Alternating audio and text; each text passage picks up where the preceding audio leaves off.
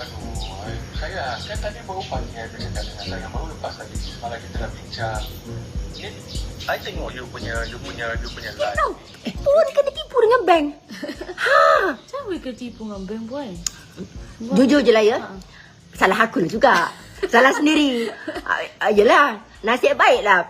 Apa? Yang bukan si becak tu. Oh, sorry.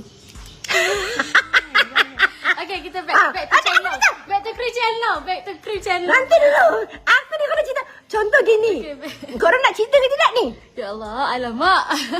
Alamak. Gini. Aku nak cerita dengan korang. Dah tepuk dah ni. Orang suka. Kau suka kan nak menggosip. Ni ada pet yang setia cuma motor. Kenapa?